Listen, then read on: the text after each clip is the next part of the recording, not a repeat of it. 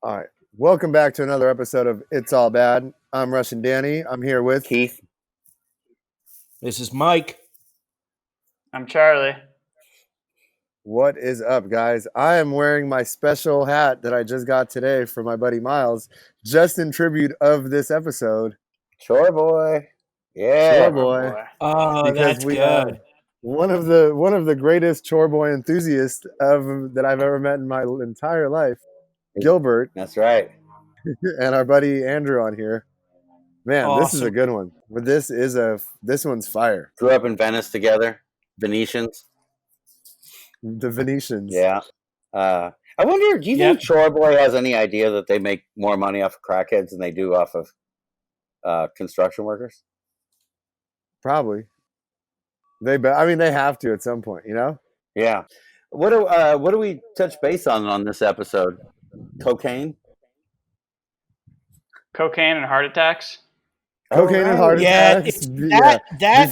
Before you turn 18. There's an amazing story on here about taking something that you wouldn't normally use as a needle and making it into a needle. And that one makes me cinch up small in the downstairs. I'll tell you what, that's one of those ones that's just like, woo! But these dudes are just funny and great, and Obama a little bit, yeah, yep. That's fear of castration. I heard. You know that? I'm serious. It's passed down for really generations. True? That's what I heard. Wow. Why would we not be afraid of that? Why would you not be afraid to be castrated? That sounds terrible. Like, I went to that Body World Expo years ago, you know? That freak who slices all the body. You know what I mean? And I looked at something and my balls tightened up. I told my buddy, I was like, damn, my balls tightened up. He goes, you know what that is? Fear of castration. And I'm like, no, but it happens every time. Yeah. Yeah. Danny, what, man, this is going to be a great episode. Yeah. Gilbert and Mishko. Yep. Gilbert and Andrew Mishko. And Gilbert Trejo is Danny Trejo's son. So when they talk about Danny, that's who they're talking not about. Me. I'm not the Danny that met the president and fucking did prison Russian time. Danny is not Gilbert's father. Yeah. Wait, do these guys know that? Dude. Yeah. Oh, right. Only on the street. The best is Danny was riding his bike around the riots, and he goes, some dude yelled out the window, "Hey, Russian Danny, it really is all bad, huh?" Dude, that was the best. Oh, nice. That was the best. Oh, that's I guess great. I was on, and then Keith told me that I was on CNN too. CNN. Yep. Oh, really? Yeah. No way. We got to find that. We should find that clip. Oh, the darkest room that I've ever stepped foot into is also on this episode. Not like dark as in like there was no lights in there, but the darkest, you know? Disgusting. The most that guy's dead, right, Danny? Yeah. Rest in peace. Yeah. He was a good dude, huh? He was the best. Sasha has his Komodo. Oh, that's right. Yeah. Sasha killed it too. Man, Sasha was great. This is gonna be great. Yeah. Also, we finally got our shit together and got our Patreon page up. Hit that Patreon. Oh, nice. Should we all check it Instagram out? that too? Yeah, I'll post it on Instagram, and we'll have links to it on our YouTube page and everywhere. But yeah, $4 a month, and we're gonna start posting a bonus story for each episode. We figure that's $1 per episode, plus access to all the original It's All Bad sessions. Yeah. And there's 2 up there right now, and we'll be posting more in the coming weeks. Oh, that's right. They're good. Oh yeah, and very good. Shirts. We got shirts. Oh yeah. Yeah. We have the shirts for the that those guys made. We'll give that money to BLM, but we also have other shirts coming in all different colors. Yeah. Right? Oh yeah. Yeah, I talked to James. Those will be. He said they're almost done. I heard they look great. Sweet. Miles, who made this? Yeah, hat, I talked to him this morning. Yeah, told me that the shirts look awesome. Wait, Miles made that? Yeah, little Miles. How does he have an embroidery machine? No, he designed it and he went to somewhere that does embroidery. Oh shit! Because if you need another one of those made, Mike's got some space doo-doo pistols. Oh yeah, zap them in there. Oh, just put it right on the top. That's right. All right, well, let's get into this episode. Man. Yeah, let's get into it.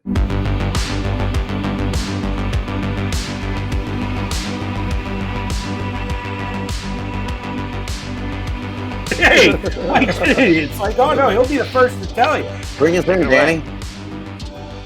What up? Welcome back to another episode of It's All Bad. I'm Russian Danny. I'm here with... I'm Keith. I'm Mike. I'm Charlie. Gilbert. Andrew. Welcome back to It's All Bad. Russian Andrew. The worst intro ever. I love them. Like someday we gotta do a master cut, like, or what do they call that? A super cut of just all our intros. They're amazing because it's like we're being called on in class. Mike.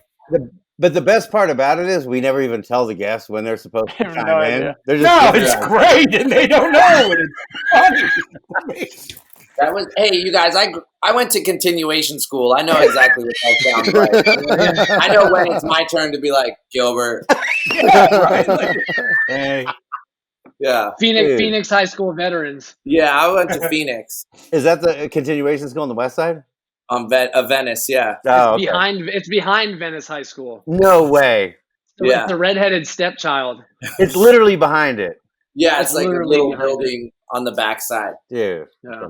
Dude, that might be the only Center. continuation I didn't go to in LA. Yeah. Did you go to Venice Skills Center? No, I didn't. But I went to West Hollywood Opportunity Center. I went to Temescal, which is the Pali continuation, and then whatever the one that's behind Fairfax is. I don't even know that there was one there. Yeah. Dude, I love the name of the Opportunity Center. Like they have to put some words to try to liven it up for the dummies. You know what I mean? They might as well call it where opportunity comes to fucking die. You know, that place is the worst. There's a YA out in Whittier called YTS, Youth Training School. And dude, it was like the gnarliest YA. And it was called the Youth Training School. What'd they train you there? How to cook some math? No, I think maybe in the old days they might have had maybe they taught you things, but now it was gladiator school because you could have riots there and there was no live ammo. You know what I mean? It was just all they had was those like tear gas and shit and like those like beanbags. Beanbags, exactly.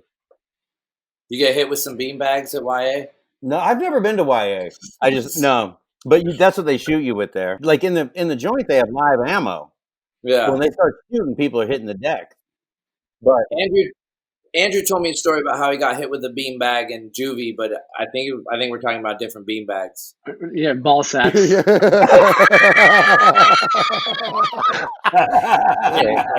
That's amazing. Some of those gigante beans. Yeah. So, dude, thank you so much for coming back on. Yeah. We had Gilbert on before, but the recording got ruined. But how long have you guys known each other, Andrew and Gilbert? Over 20 years. Literally since you were little, right? Yeah. And then how long have you two known Danny? I've known Danny for like 8 years, 7 years. Oh, okay. Yeah. I only met Danny when he got sober. Yeah. Oh, okay. Okay, cool. Yeah. That's crazy. Time's weird. Yeah. The fuck? Dude. I trip out because like I look at like going through when you sent over, saying like, hey, do you have any photos of yourself from back then? I was like, Jesus Christ, like I don't even have any fucking photos. Like I was literally like texting people and like almost so many photos I was getting back were like literally me and Gilbert. Like Gilbert's in everyone. I'm like, it's ironic that we're both need it for the same shit. And then even like some of the like, now photos, it's like me and Gilbert. Yeah. It's like weird seeing the like progression of how we've been friends like since it was when I think like first grade. So it's been a long time. Yeah. First grade. Like 7 or 8 years old, I think. Yeah. I was like 8 or 9. Did you guys start when did you guys start using drugs? Were you really young? Yeah.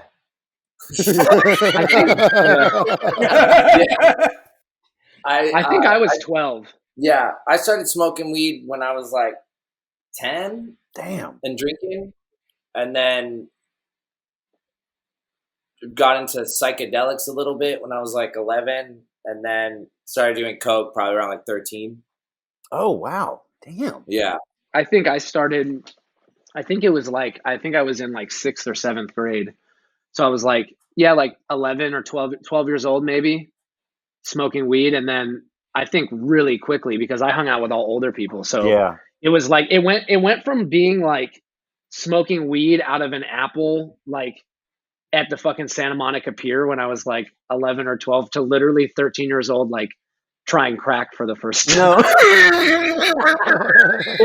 it was No like way. 0 to 60 in like 30 seconds. Venice is just its own planet, man. You know? Yeah. So weird, dude. Do you guys have a good story about you two getting loaded together? I'm sure you probably have a bunch of them, but I got a really good one. All right, it's my favorite one. So this is pretty like not deep into Gilbert's, because Gilbert still had some years after this. Yeah. This was kind of the like catalyst for me to get sober. And just to like preface this, like I got sober a month before my 18th birthday. So, So I mean, how long after your first heart attack? Yeah. Shortly after. So, and this actually is that story. So, you know, I think I had like, I was out on a date with this girl that I was like really trying to get at. And I remember I was at the 3rd Street Promenade and I just got a text message and it said like, yo, we're spending $1,000 on a bag of Coke. Where are you? And I was like, literally, I'm not kidding. I was sitting at a meal with this girl and I just went, I have to leave. And I just stood up and beelined it. And like, I didn't have a car. I literally, I think I ran from Santa Monica to the marina. Like, no kidding. Like the whole fucking Forrest Gump down the boardwalk. And like, I showed up and we had this guy that we would get really, really good Coke from. And so we go to like, at the time it was Gilbert's girlfriend. We go to her house and her parents' house in the marina. Nobody was there. And it was like me and like a few other people. And like I showed up and I remembered it was like, you know, those like weird like spoons that they're like a decorative spoon that you put another spoon on when you're like cooking. It's like ceramic. It was like that. Yeah, it was like that thing. And it was like piled like this high with fucking Coke. Like I had never seen that much Coke before, like that I was about to do. Yeah. So I was just like, holy shit. You know, we start partying or whatever. Recreational over an ounce of Coke. And there was like 5 of us there. There was like 5 of us there. And like, I remember very quickly, Gilbert and his girlfriend just disappeared. Right. So they left us with like a substantial amount of cocaine, but it was like him and his girlfriend upstairs and then me and like 2 or 3 other guys downstairs. And I remember like we went through the Coke super fast. Like I mean, we were just blowing through it. And I remember texting Gilbert like, bro, you got to fucking come down here and you got to fucking bring more fucking Coke. And he was upstairs. And I had also been freebasing most of the Coke. So I was just like flying through, I was snorting it, freebasing it. And I remember I just heard the door swing open and like, here comes Gilbert walking down the stairs, like with a towel wrapped around him. And he's got like the smallest like CD case with like so much Coke on it. And he's walking down the steps, but he's going like doing this weird thing where he's taking his arm and he keeps going like this over and over again.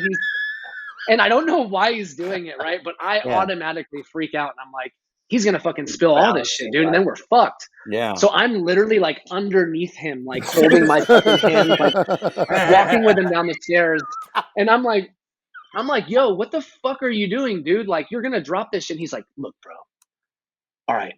I don't fucking care. Take the fucking coke. You're fucking bothering me. I'm going back upstairs. And like, I did not really like it because I could never fucking get a hard on when I was doing coke. So I didn't even fucking understand like how this was fucking happening. But anyway, so he brought the coke down, and I just like automatically went to like freebasing it, and didn't see him for the rest of the night. We went outside, and two dudes like took off.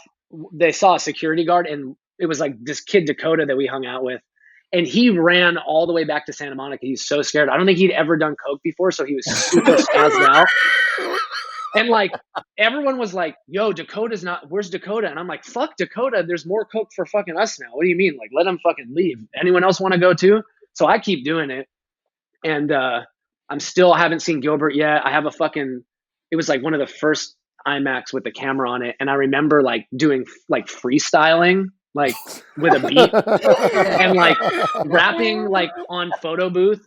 And later on we found like dug up the video or whatever, and there was no sound, so I just was watching the video, and literally I get really close to it to make sure that it's on, and I have coke all over the side of my face, like white shit just everywhere, like I'd been like smearing my face in it.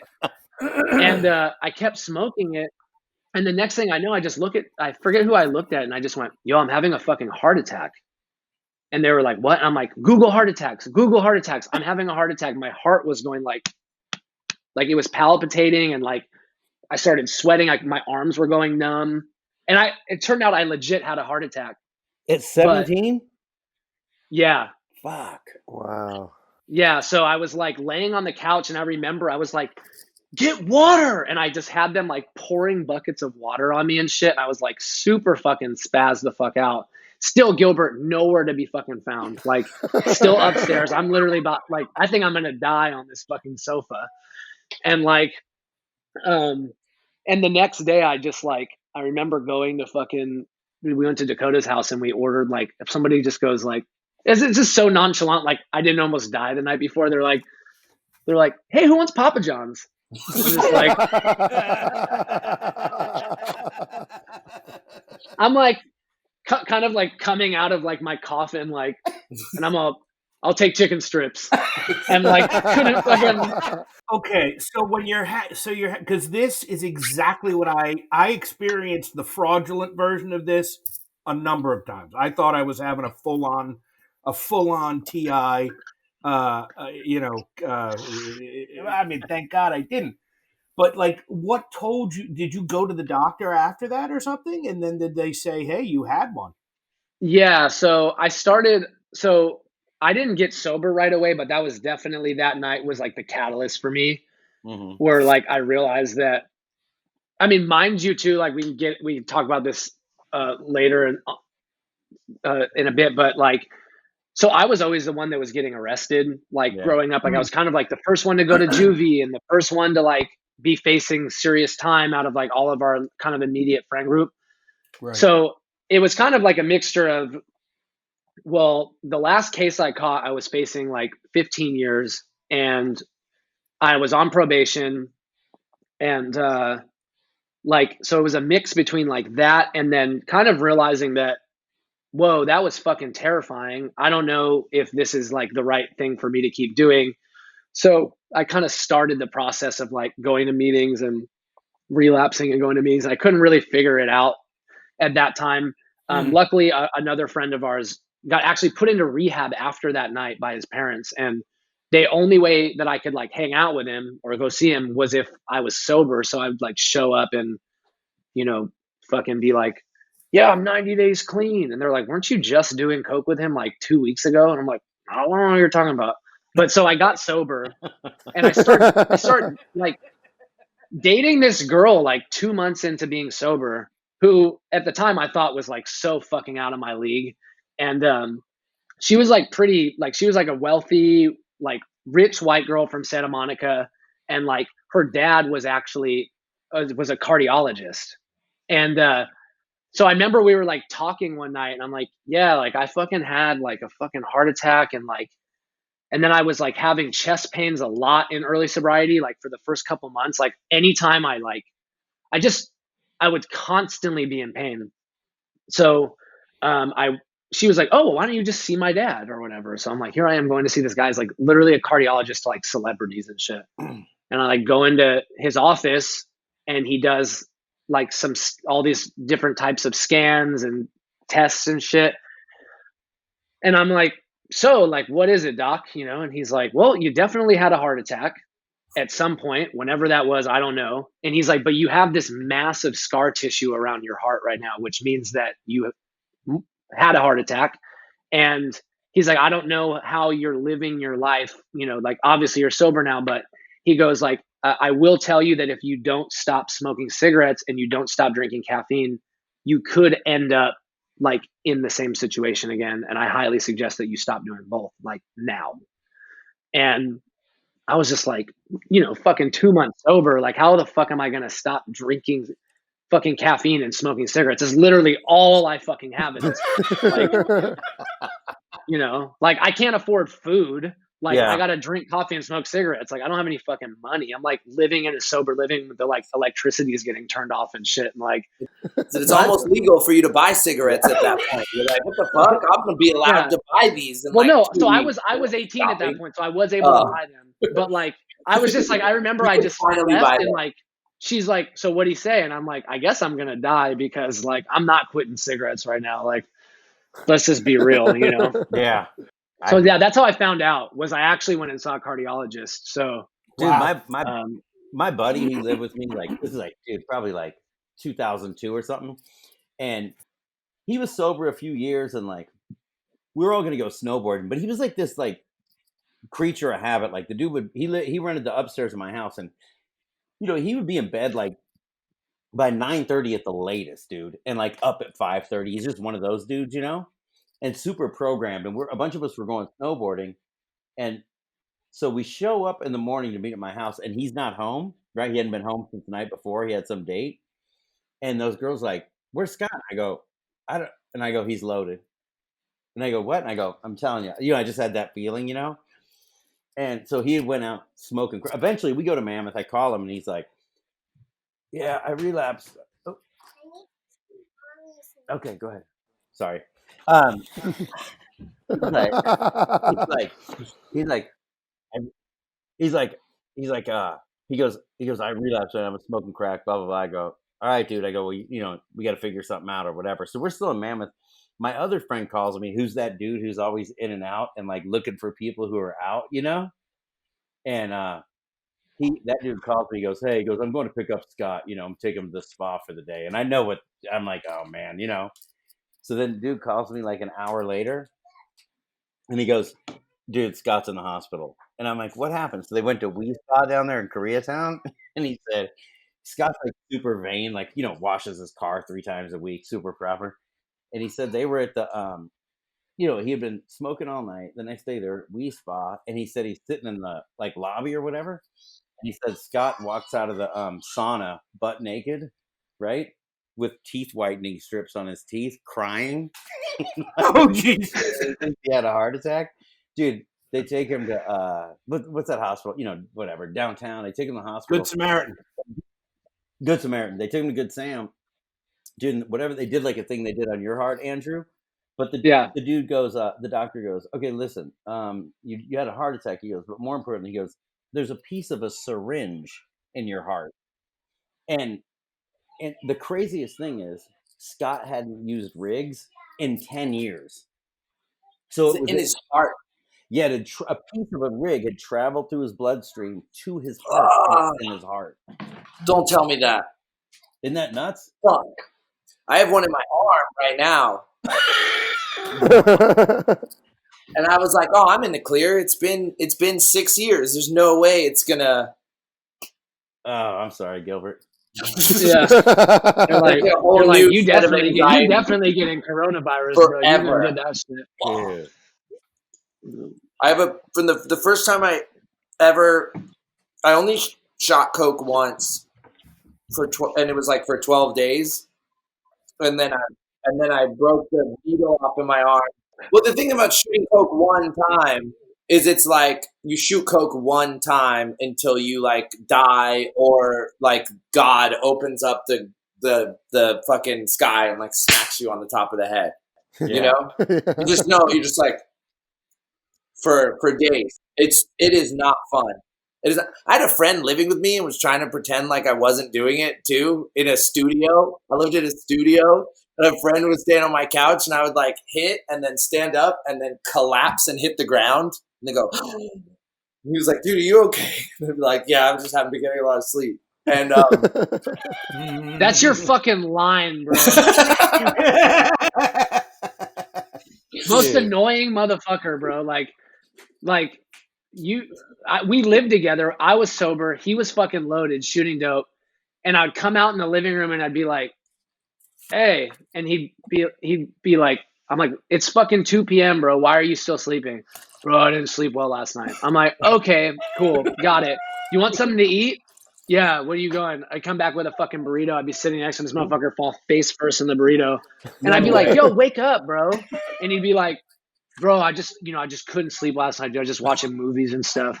And I'm like, "You're such a fucking idiot." That fucking line, dude. Like as if he's got the world fooled. I broke the rig off in my arm, and I went to I was using coke to kick. Like, it was like New Year's, and this girl who was like the first girl to ever give me dope, and then she just like just stopped. She just was like, "Well, I don't like it," and just like never did it again. And I was like, "Are you serious? This is a shit." And so we were like, it was like 2 years later or something. We were hanging out for like the first time, and I'd been strung out for like 2 years. And she was like, "Oh yeah, no, I only fucked around with that for a couple months." And I'm like, "Okay, I gotta go like to this New Year's fucking thing, and I can't shoot dope while I'm there because she'll know, you know?" Right. And I gotta be like pretending like I only did it for a couple months too. Yeah, I didn't really like it that much. And so she was doing coke, and I took like a big fix at like 8 p.m. or something, and we went over there, and I hadn't done coke since the first time I shot dope, and I obviously really liked coke, as Andrew's story will tell you. And so I just was like, "Oh man," you know, like in my head, I'm like, we're like snort coke until like 4 or 5 a.m. And I was like, "I don't even feel sick. What the fuck? This is amazing. I can just do coke for 24 hours and then take a Suboxone and I'll be fine." Like, you know, like this was my reason. I was like, okay, I'll just like not pick up dope. I'll just get enough coke to go straight for like 24 hours. And then it'll be like, okay. And I won't feel the Suboxone, because everyone is just like scared of that 24 hours. Like, dude. Yeah. Oh, it's the scariest thing. Yeah, you're like, I gotta take the sub, and like, I gotta get ready, and like, can't do it too soon. Yeah. Yeah. Scrubs. I like watched all of Scrubs one time, accidentally waiting to take a sub. I don't know why. And the whole season of Scrubs. Subs and Scrubs. No, the whole show. Subs and Scrubs. And that's your new podcast. Every episode of fucking Scrubs. Dude, that's amazing. So then I got all this coke, and I got it from this like old Venice coke dealer, and he like, "Yeah, man, here you go." So I was like sitting at the pad and like snorted a line. And was like, "Oh yeah, this isn't as fun as it was on New Year." Like, you know what I mean? And then remembered, like, dude, there's rigs in the house. Like, I've never even tried that. It was like the worst decision. It's the worst decision you can ever make. It's kind of like if being on drugs is like living in a toilet. Yeah. You know, putting coke in a pipe or in a syringe is like flushing the toilet. You know what I mean? You're just like down. They're just like, that's it. You're just done. And so my girlfriend, I did it. Was like, dude, this is fucking amazing. This is amazing. Here, try it. And I like made her do it. And she was like, I don't like it. And I was like, try it again, you know? And so she did like, she lasted for like 2 days on me just being like, you got to try it again. Just, you'll like it this time, you know? And then she was like, no, we got to stop doing this. So I immediately was like, my MO was, yeah, let's stop. And then just like, I'm still doing it. You know what I mean? And so it literally got to the point where she was like, I'm just going to sit outside of our apartment in the backyard until you're fucking done with this, you know? And that was like 8 days. I was like, she just like would not come in the house. She would like come in and then like leave, and I would be like sitting Was there. that like, when we lived on Electric? Well, no, it was on. Was it on Electric? No, it was on Venice before Electric. The church. Oh, okay. Yeah. We lived in this old church that they had like turned into like a couple apartments. It was the worst place. And so I called her on day 12 and was like, I broke a needle in my arm. It's stuck.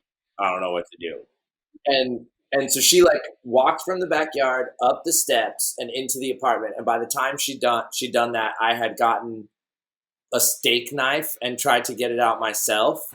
And so I was just like literally just going like this with a steak knife in my arm. I was like, I'm gonna be able to find it. It was right here, and she was like, all right, we got to go to the hospital. So I went to the hospital. It had been 12 days since I shot dope, mind you. Yeah. So it worked. It did work. Technically, I could have taken the sub at that point. Yeah. At that point, yes. Were you up all 12 of those days? All 12 of those days, yeah. And like soaked in blood. And the thing with the shooting coke is like you just become the nastiest person on earth immediately. Oh, like really? Shooting dope, you hit and you're like, oh, I missed, and you like wipe it and you like clean. Even when you're like grimy, you still like clean it off. You know what I mean? With coke, it's literally just like you hit, didn't find it, hit, didn't find it, didn't find it, fuck for hours. You just have blood pouring down from holes. Yeah, never cleaning it up. So never. Yeah, it's highway is running down your arms, and you're just like. There was one morning where, because she would come back in to go to sleep, obviously, and I would just sit in the like living room and just be like.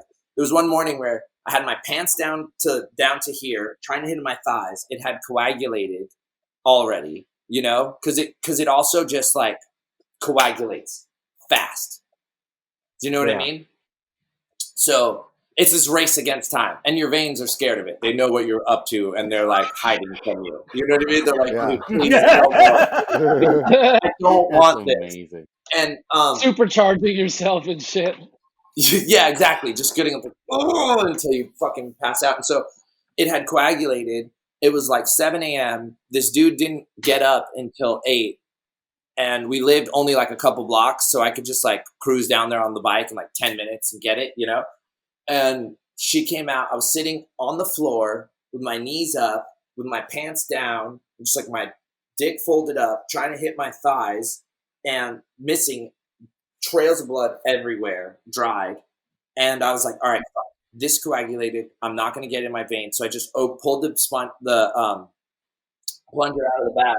I just pulled the plunger out of the back and was flicking the coagulated blood coke into my mouth. Oh. And she woke up and was like, what the fuck is wrong? And I'm sitting there like, no. My answer, no joke, was nothing. He gets up in a half an hour. No way. Yeah. And that was the day that I broke it off, went to the hospital. They were like, I was like, it hurts. And they were like, okay. They said that they had to cut out like a section to get it because I was using those like smaller, So they're like, we're just going to have to cut out a section of your arm just and pull that because we know where it is, but we can't actually get it. So, and I didn't want some big crazy, also that's where I have my mom's name tattooed. And if like just one of the letters was missing and she was like, oh, what happened? You know what I mean? That's like, she'll never forgive me ever. And so I went to the hospital and I was like, I don't know what to say. Like, I can't, it was like, it hurts. And da-da-da. They were like, well, we can't give you anything for it because you did. And I was like, I didn't do any opiates. And they were like, well, if you were doing drugs. And I was like, I didn't get it. Don't you understand? The needle didn't get the hit. Like, and they were like, all right, fine. Oh, good, honey. So they, nope. so they gave me, that was what I sounded like that morning. So they gave me like a shot of Dilaudid. And I was like, oh, I don't even like Coke. What the fuck am I doing? This is my shit. And I stayed in the hospital overnight and watched Cold Mountain. Have you ever seen that movie? Yes. Civil War movie. It's a good movie.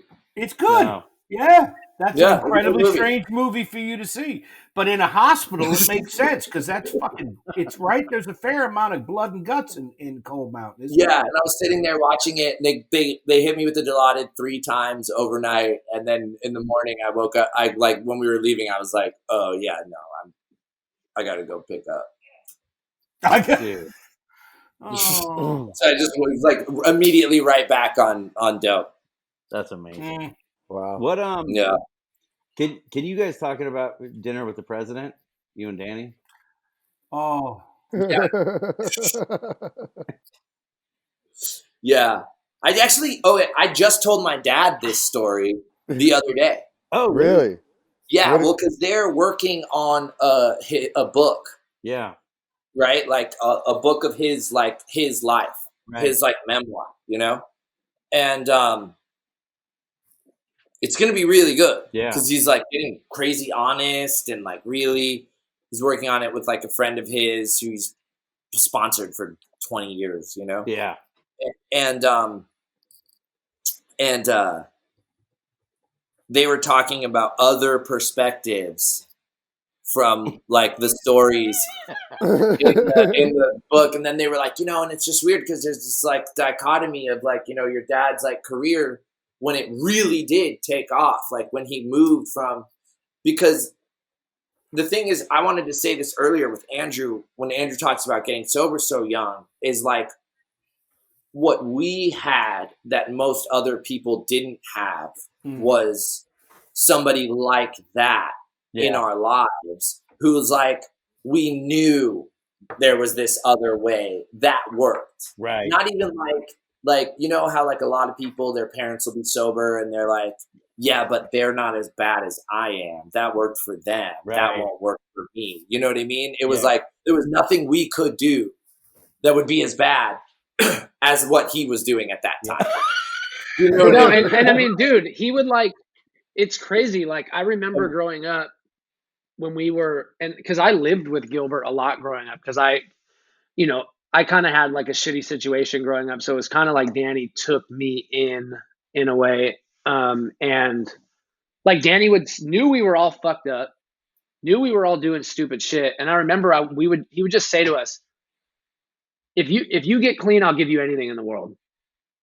And like, so it's like when I was like ready to get clean, like who was the fucking first people that I called was Gilbert and Danny, and was like, I'm ready to stop getting loaded. Mind you, this motherfucker's loaded. I don't know why I'm talking to him, but I knew like, yo, I need to talk to your dad. I need to get sober. And like, look, I had $0.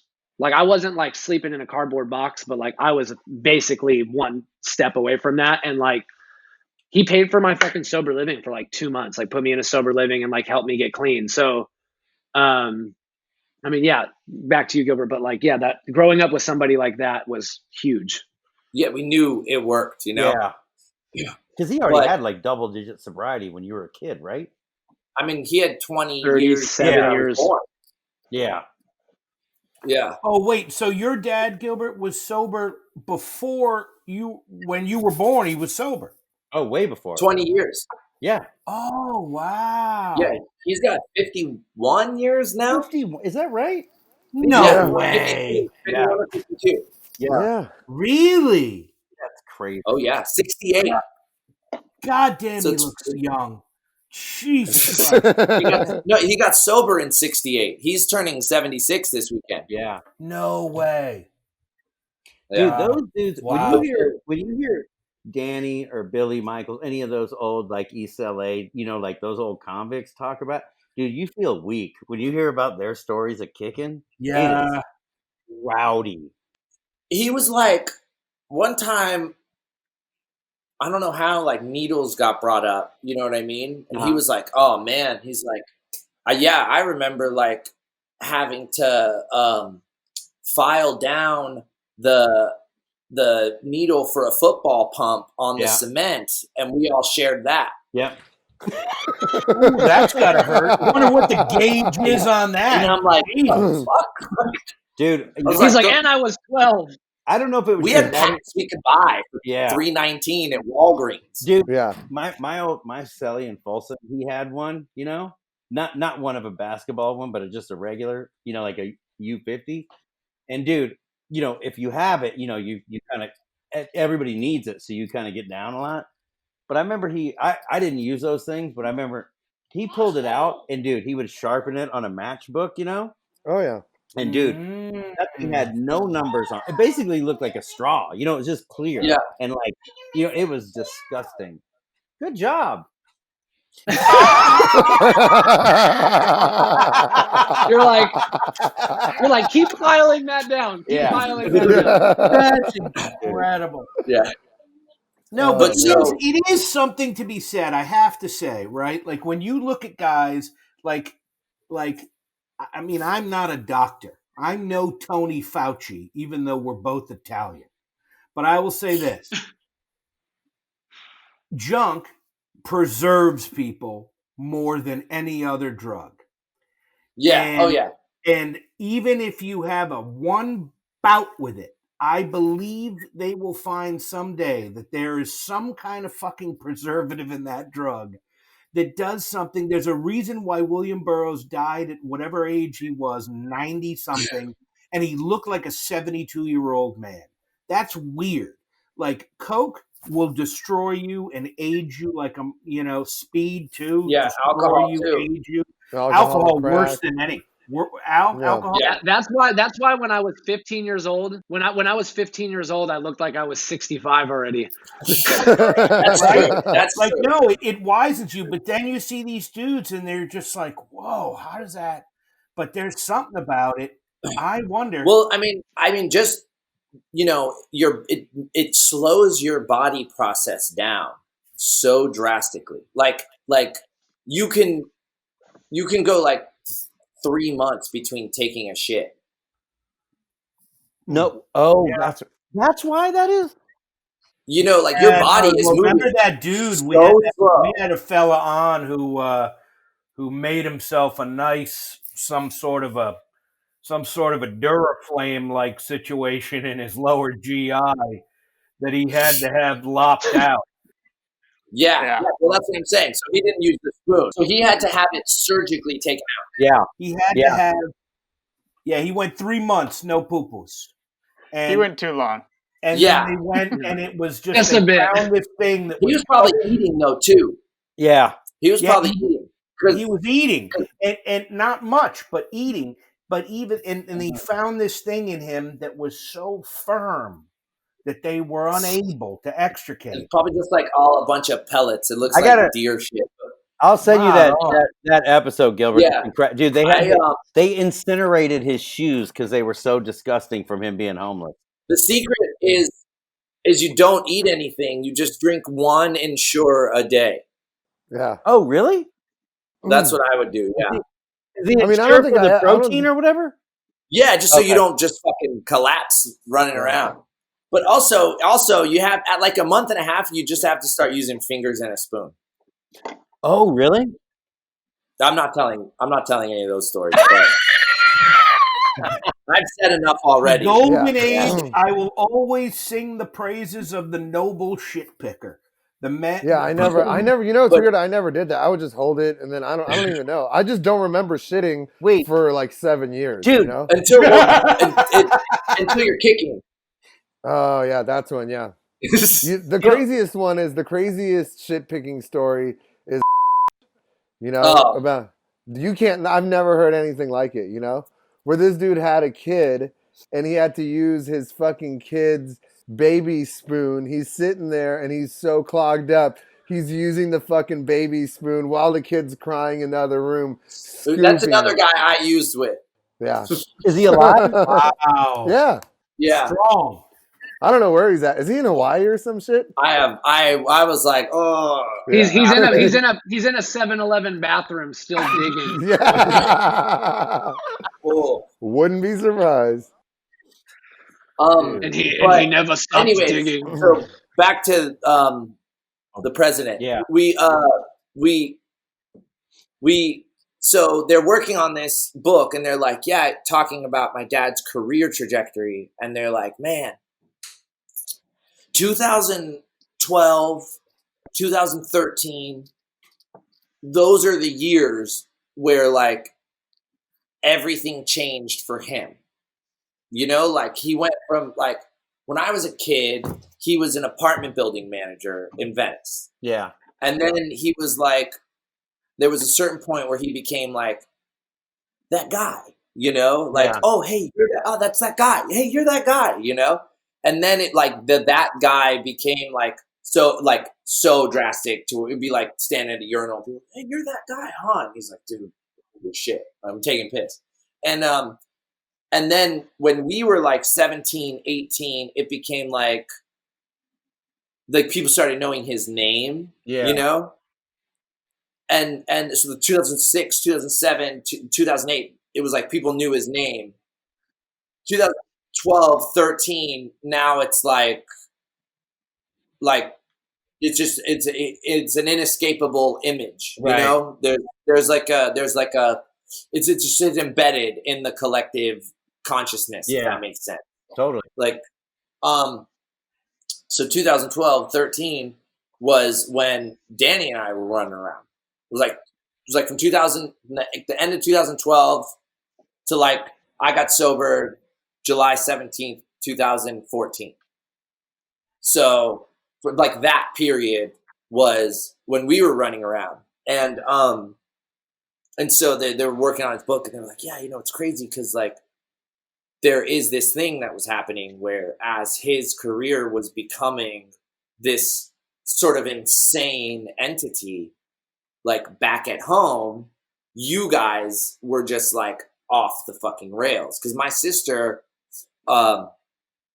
she got sober a year before me, and I was still like pretending like I didn't have a problem. Do you know what I mean? Like all those pictures that I sent you guys last night, those are from that time. Dude, and I was like, the way that I set these timelines up of Gilbert's using and the decline is every time his pants got a little bit tighter, his life got worse. So, you know, I mean, so then imagine Danny and I wearing spandex tights walking down the street. Spray on Danny and I in spandex walking down the street like, dude, fucking just twisting 10 and 2. 10 and 2. Literally.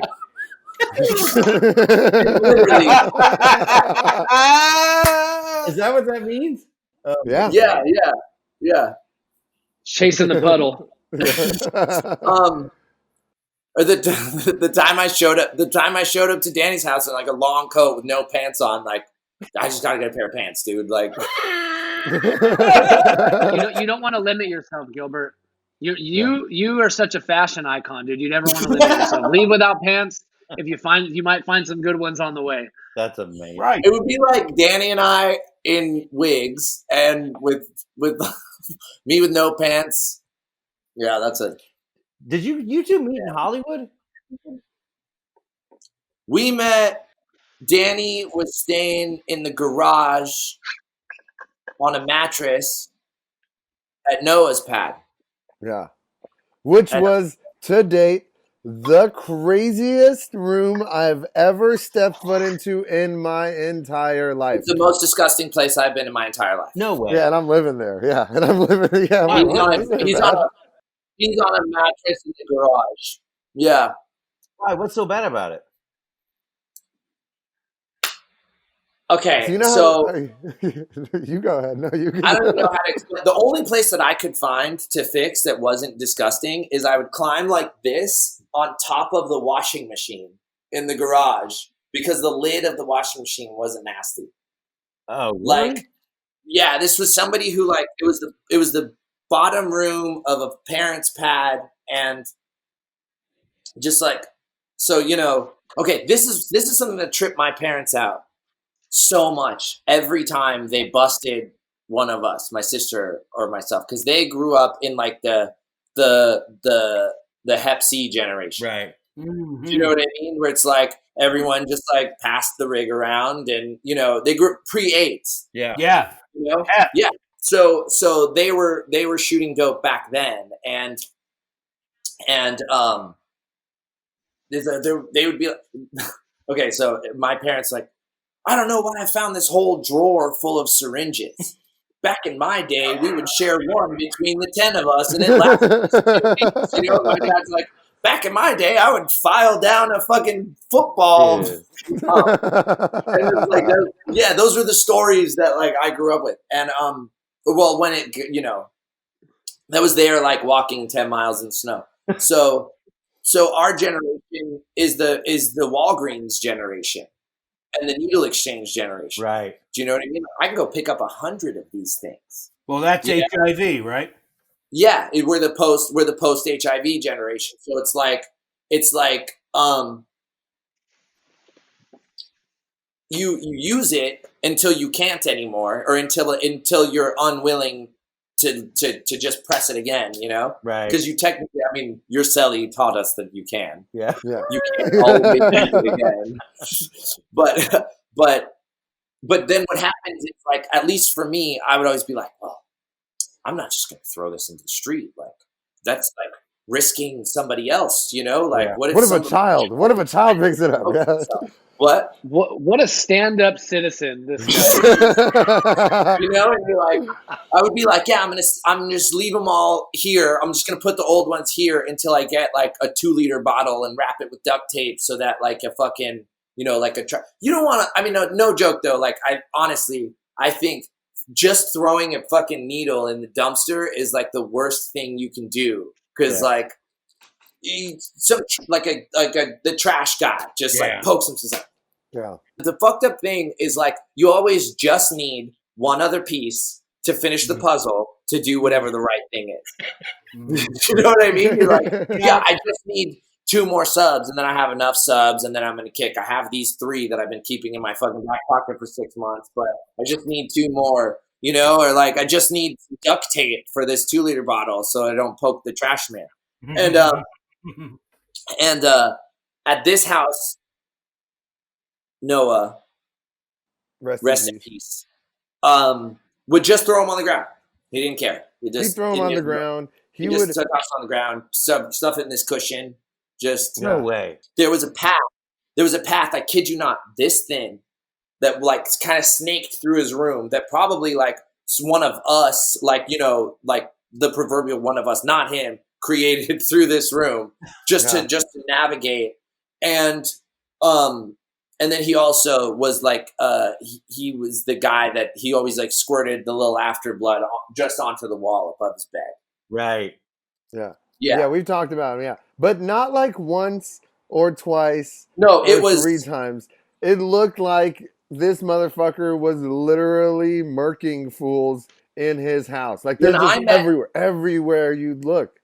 When I met him, I walked in. I was picking up from this girl that was staying there, and she had like come and met me outside a couple of times. And then one time,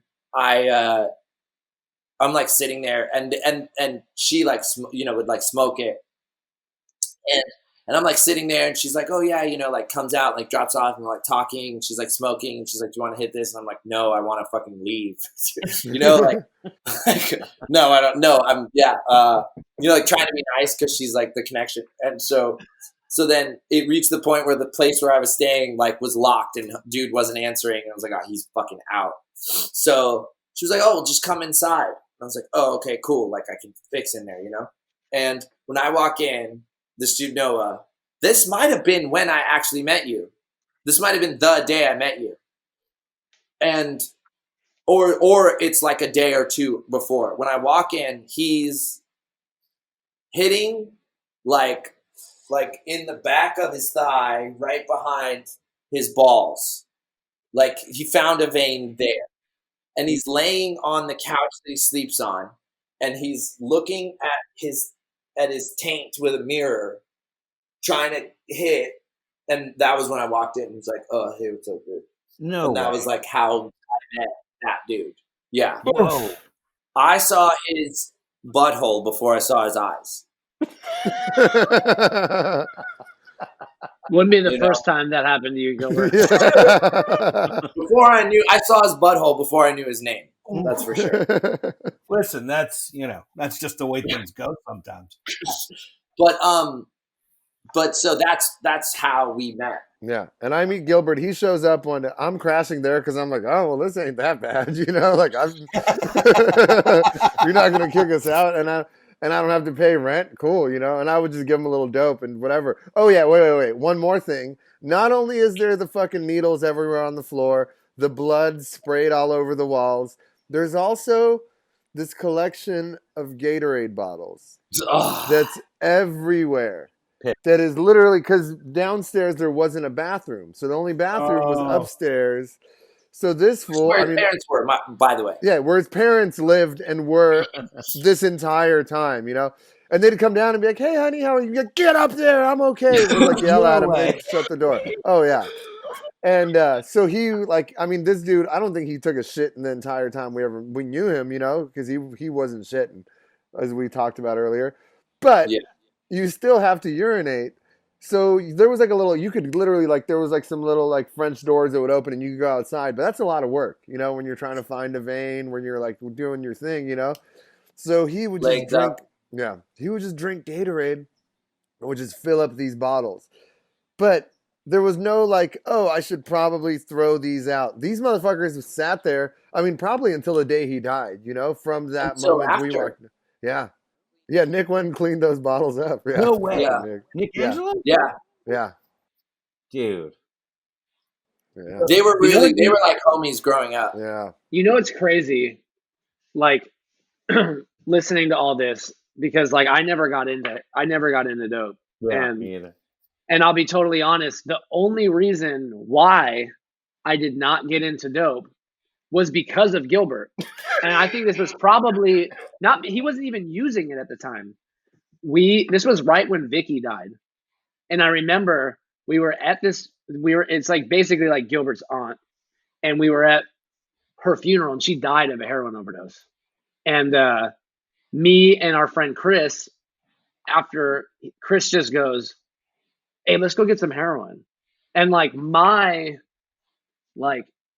I'm kind of okay, cool. I'm down with whatever. I don't really give a fuck. Yeah. I got nothing to fucking lose. So I'm like, sure. So we have this dude that's getting it for us. This guy named Pat. And Chris is he's going to fucking probably listen to this at some point. I'm sorry, bud. But at the time he had a fucking big ass mouth. He always had to talk about what we were fucking doing. So we're just the three of us are literally leaving. Was it at Hollywood Forever Cemetery? Yeah. Yeah, and we're leaving, and he goes, "Hey Gilbert, guess what we're about to do?" And Gilbert's like, "What?" And he's like, "Some shit." And he's like, "Coke, big fucking deal, okay?" And he's like, "No, dude, we're gonna go do some dope," bragging about it. And Gilbert's like, "Oh, really, really? Okay, cool. Who's getting it for you?" And he's like, "Pat." He's like, "Oh, cool. Hold on." And then I'm like, Jesus fucking Christ. And I look over and Gilbert's pulling his phone out. He's like, hold on one second. He's like, "Hey, Pat." And he's like, you can hear him. He's like, "Yeah, what's up, dude?" He's this fucking really nerdy, goofball motherfucker. And he's like, "What's up, bro?" And Gilbert's like, "Hey, I heard you're going to get the guy some dope." And he's like, "Yeah, dude, working on it right now. What's up?" And he's like, "Hey, if you give that shit to them, I'm going to find you and I'm going to take the sharp end of a hammer and I'm going to hit you in the head with it."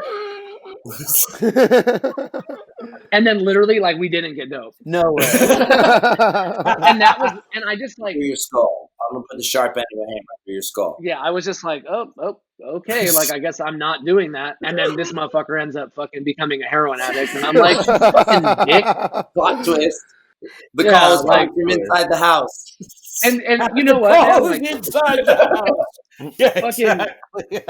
me and Gilbert and I literally did I feel everything together. So when I lived with him, he was sober and I was and then I got sober because he was sober. And then I remember you started smoking weed again, and you would just sit on the couch and you were like, dude, smoking weed in my sweatpants and watching like TV is like the best thing ever. And then I was like, oh, I want to do that. So then I started fucking doing that. And like, we would do fucking mushrooms together. Like, you should fucking tell the story about when we did mushrooms at your mom's house. Oh yeah. Oh, that sounds great. We were supposed to be babysitting his fucking, at the time, 3-year-old brother while his mom was sick and she was home. And I think we probably took about an eighth of mushrooms each, and just started tripping balls.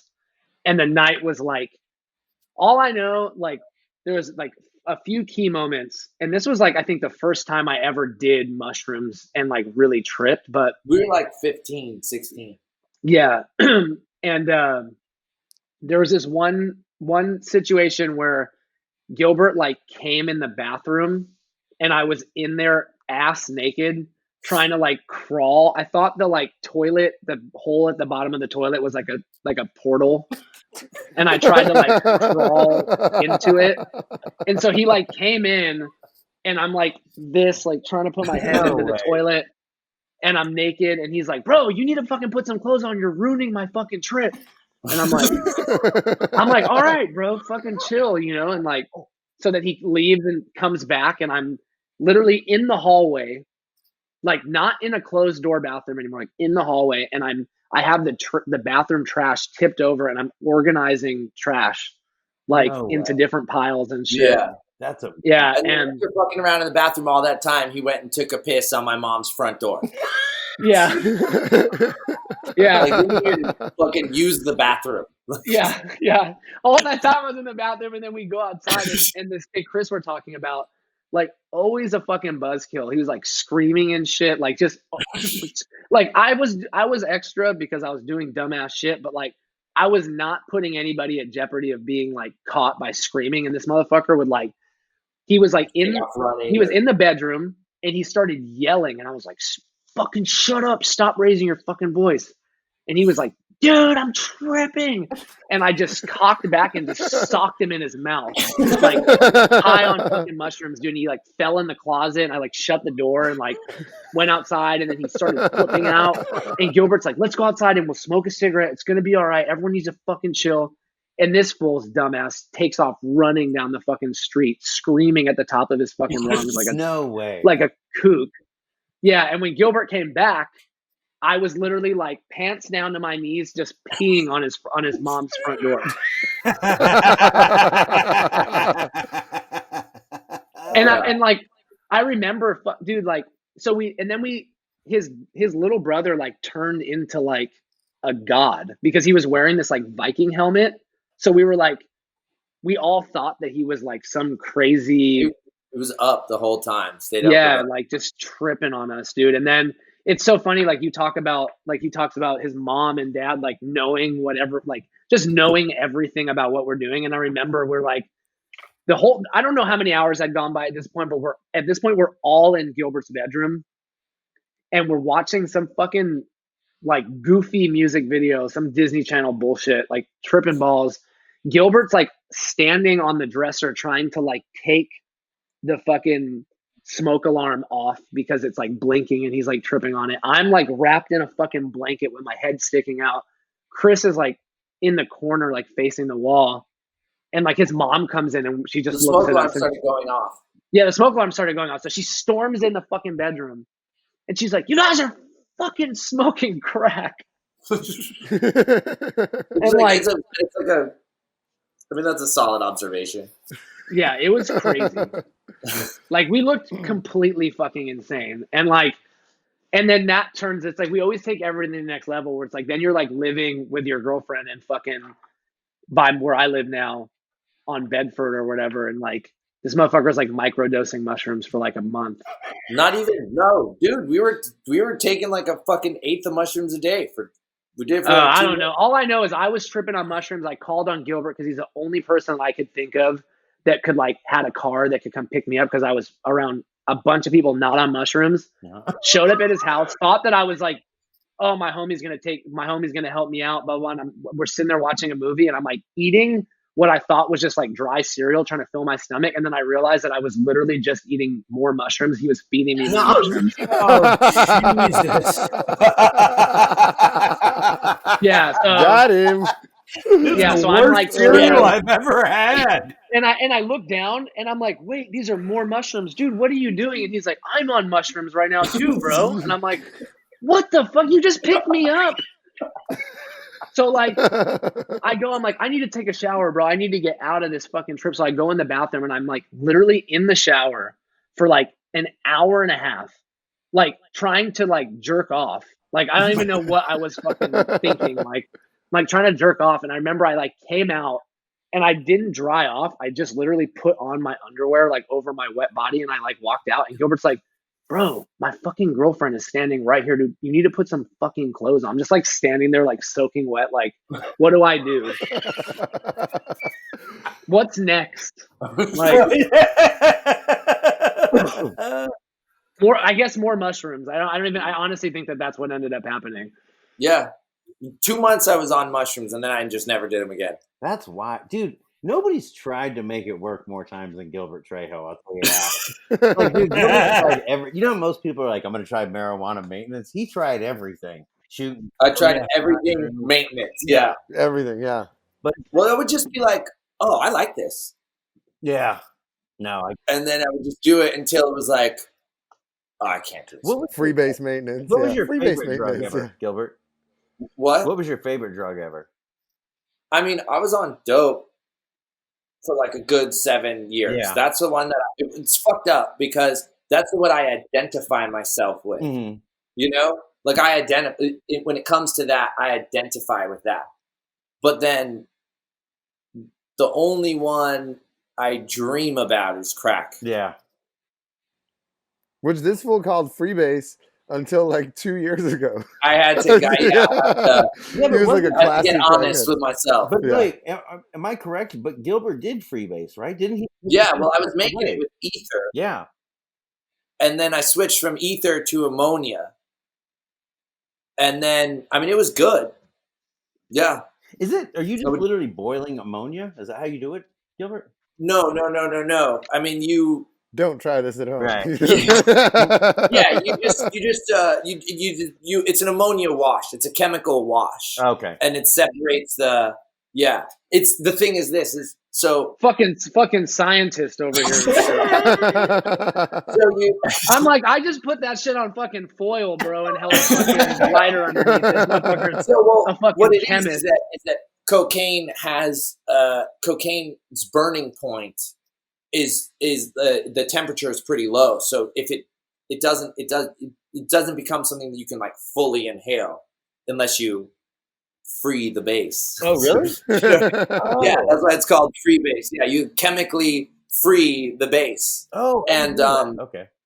Yeah, and so the baking soda to me was like, oh, that's crap, you know. Mm-hmm. And so what you do is you do the chemical wash, and then you like wash because once it's crack, it's not water soluble anymore. Mm-hmm.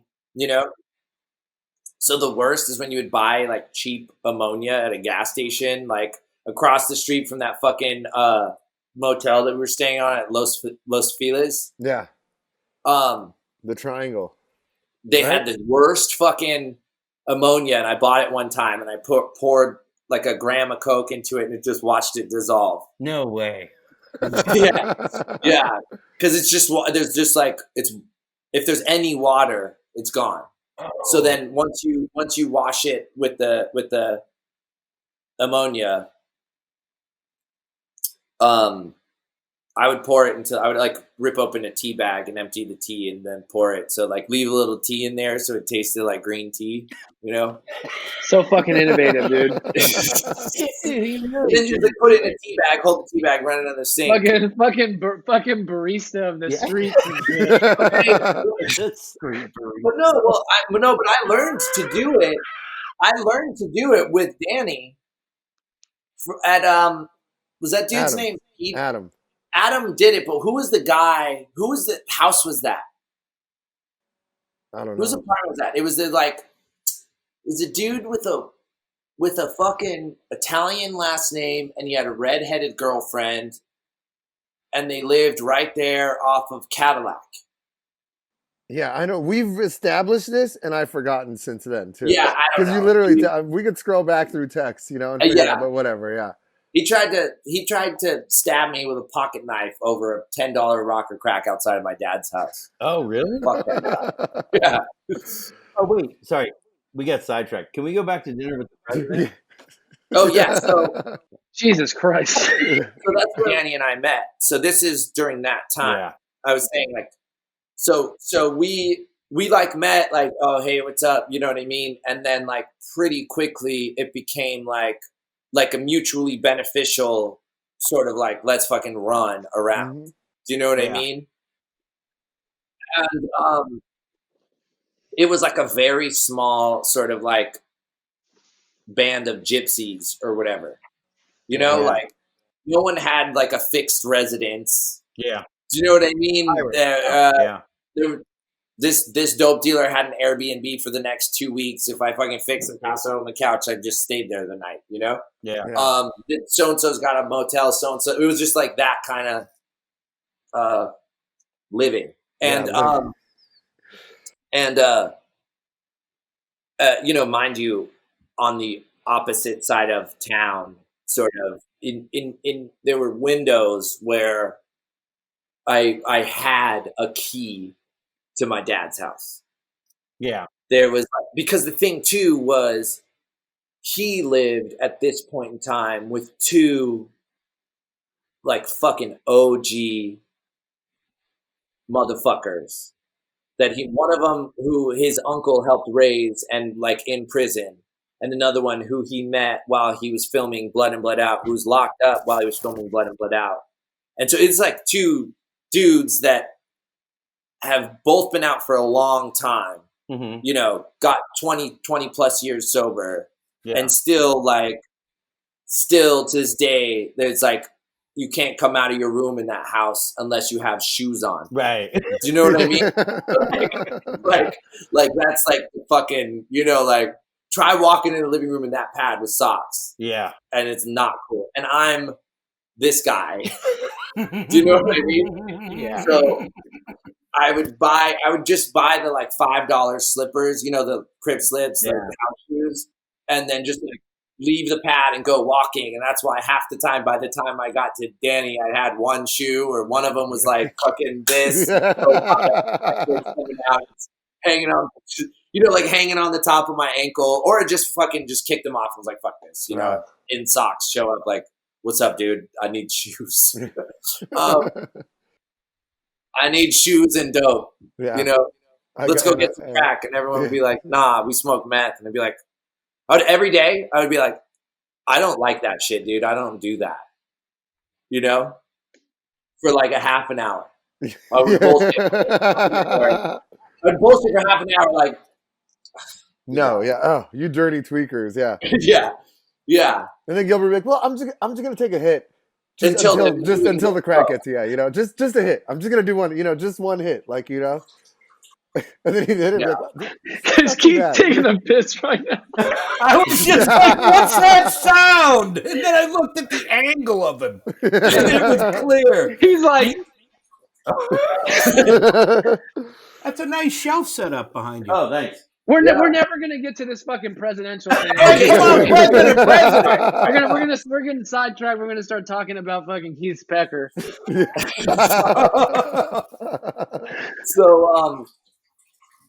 So like, yeah. Sorry, just the tinkle in the background. Hey, no, you know what? Talking about it, you got a surprisingly decent stream for a man your age.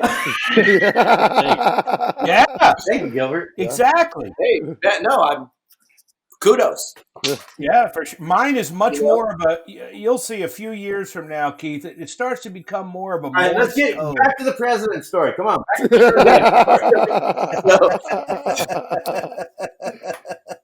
So, that's just the funny thing is that I did tell my dad this story for the first time, like 3 days ago, and he, so like every day consisted of wherever one of us had happened to.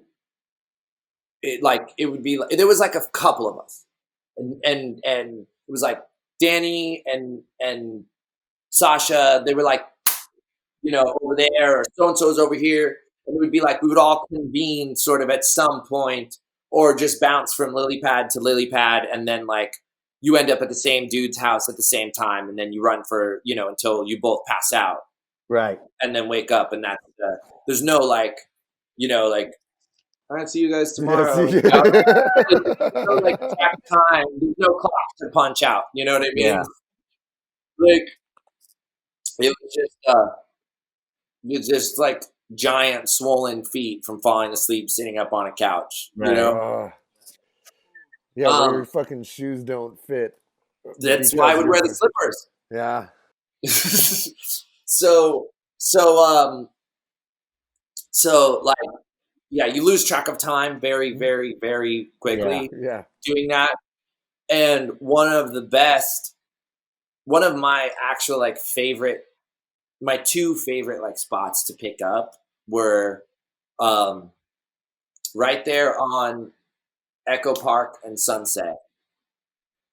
Because it was like a one-stop shop. There was like a Bank of America, there was a tamale place, and there was a Walgreens. Do you know what I mean? So you could like have like a little bit of a tamale, you could like get some cash, you could fucking buy some rigs, and there was a bunch of bathrooms around the area. You know what I mean? It was like before like Sage opened up, Sage Organic Bistro. Yeah. It was like there was no Sage there. They hadn't hung the fucking, No, I know exactly that tamale stand, the liquor store, Walgreens, bingo bango. It was just like it was like it was all sunny, and the fruit stand said Gilbert's fruit, Well, I don't know. That's the guy on that corner still saying. I'd be like, hey, what's up, man?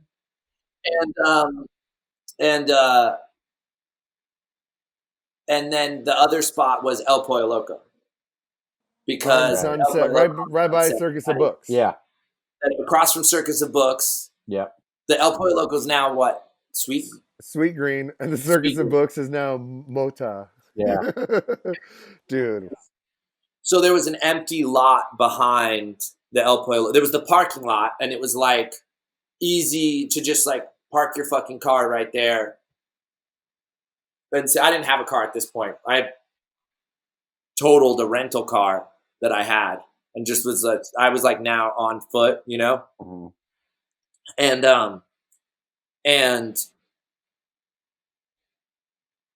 And you could just like post up in that parking lot all day, and like for days you could post up in there. Yeah, it was chill.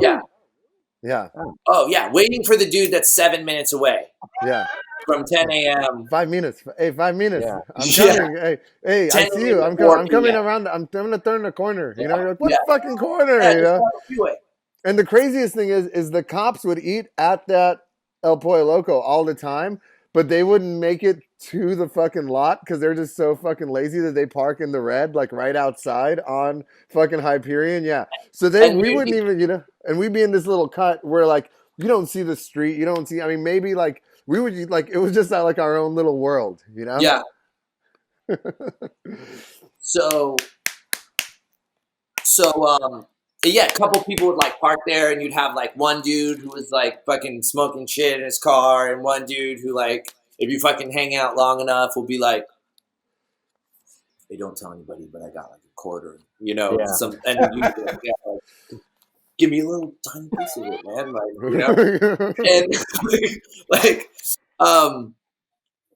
and and so you'd lose track of time in the grand scheme, like you have no fucking clue what day it was.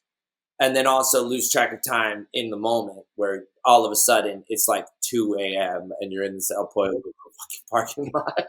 You know what I mean? You've been there all day. And one night, the details are super hazy. I have no idea who was there first, how I got there, you know what I mean? Like the thing that, like the weird thing about that time is all of the days blend together. There was no like reset button on the day. You know what I mean? There was no, I don't know, it just never. So you just like check in to reality, you know what I mean? Like you're totally fucking gone. And then all of a sudden you like check in to reality for like one moment, and that's what stays with you. Mm-hmm. If that makes sense. So that's how it was for me. I don't know. You guys weren't smoking as much ammonia, but yeah. But so we were in this like empty lot behind the parking lot behind the El Pollo Loco. So that was like the super chill fucking spot. It was late, and they were like doing a couple pieces on the wall. I can't remember who was there or who was. I know like Merch was there. The Mumble might have came by to like drop us off some, or just like come chill. Yeah. So, like a few, like people kept coming by, but like we were just kind of stuck there. We got to this lot, and it was like when we got there, I remember it being really hot, and it was like it was summertime. I think I don't know. We can find the date, but it seemed like summertime, and we got there, and we're chilling and we were painting and hanging out and whatever. And it was like a yard. It was actually like one of the like a very well-known graph yard that was there for years called the Sanborn Yard, which now is all like whatever, who knows what the fuck it is. But you would just go there and you could paint. And it was kind of like nobody really fucked with you there. There was like a homeless dude that lived there. Like there were two homeless dudes that lived there at the time. But my like the way I always got past any homeless dude was just pure generosity. Like, so, and no pretense. I would just share crack with them. I remember, yeah. We'd be like walking, and I'd be like, "You smoke crack?" And they'd be like, "Oh. Dude, are you coming back here tomorrow? Like, what do you do? Where are you gonna be? Like, here, let me get this pipe back from you. That's amazing. So we were back there. I was sharing crack with the homeless dudes back there, and the like, satellite beamed in and fucking brought me back to reality for a minute. My dad called me like in near tears. And was like crazy excited. And I was talking about the president that night. So I knew where I was supposed to be to some degree. I knew where he was, like, I knew these, like, when you're just like fucking rambling, you know what I mean? Yeah. No, you told me coming into this at the beginning of that day, I vividly remember you saying like, "Hey, I have a 7 o'clock or a 6 o'clock hard out, like I gotta be out of here at this time. Like I cannot be here past this certain point. Like whatever you do not let me stay here." Yeah. So that didn't happen. Meanwhile, come, 9 or 10 or whatever. I mean, it must have been early enough. I'm like trying to weasel this fucking pipe back from this homeless dude. And my dad called me and was having dinner with the president. And I missed my heart out. Yeah.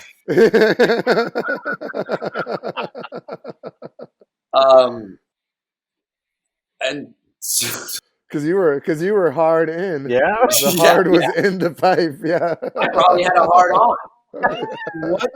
What did he say?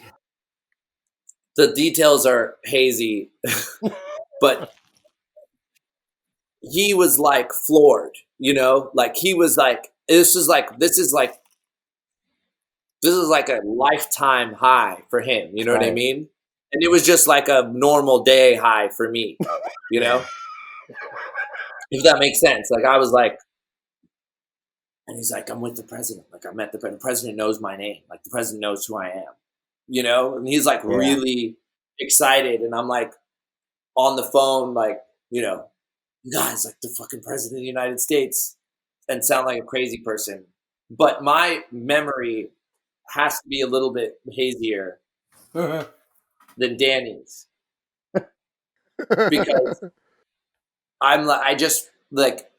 remember standing there. Do you know what I mean?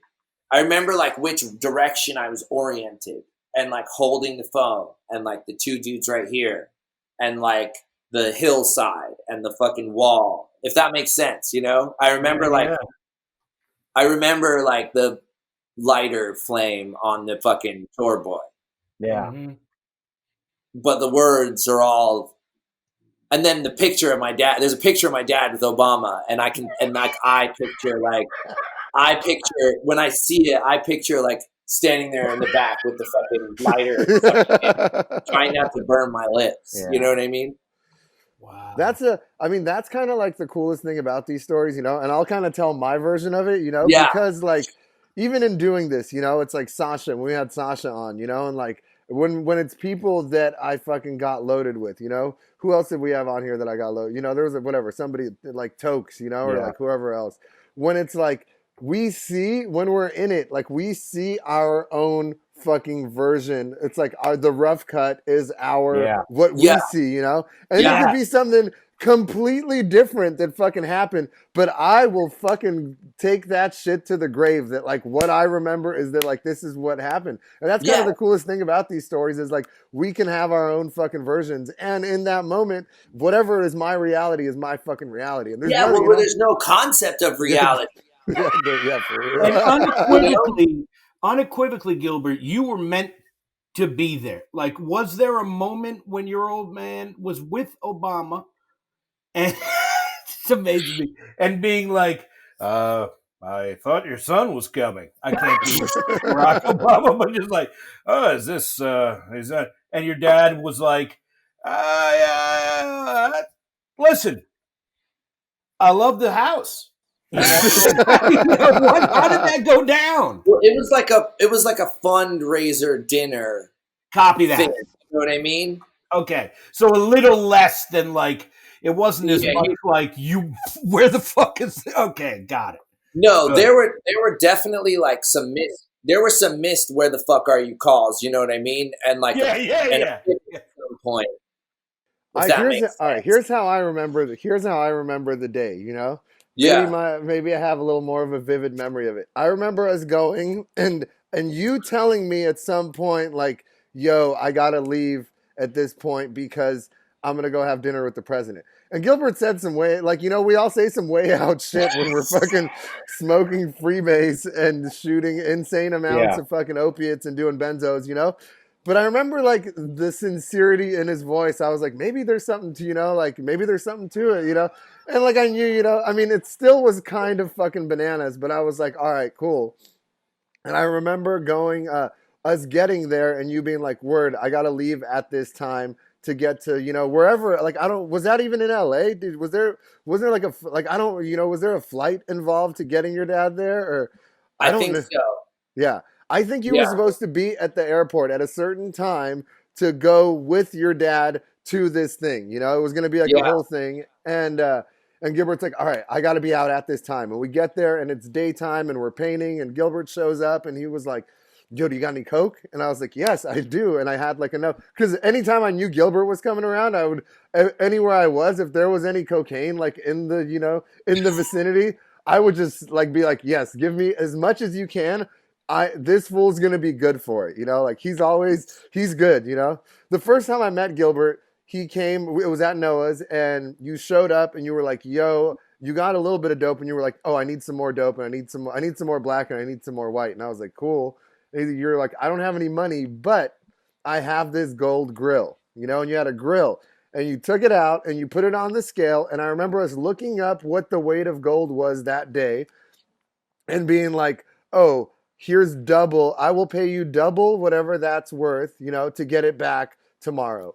And me thinking like, this fool is out of his mind because I just came up, you know, like whatever it is, like I gave him like 1/3 of the value of that. And Gilbert called me the next day and came with cash and came correct. So from that point on, I was like, okay, cool. We're good. You know, like this is fine. This motherfucker is the type of person who literally, like, that story about him being like, hey, I got to actually go have dinner with the president, like while he's fucking strung out, is like, literally my entire life knowing Gilbert, that does not fucking surprise me. Like, always some fucking crazy ass shit, like shit I couldn't even understand, but he somehow, like, yeah, like, hey, bro, like, I gotta be in Arizona in 15 minutes. I'm gonna make it there. Like, he somehow like gets there, or like has the fun. Like, he's the only person that, like, when I was needed to get bailed out of something, would literally somehow put some shit together and like get me out of a fucking shitty situation. Or like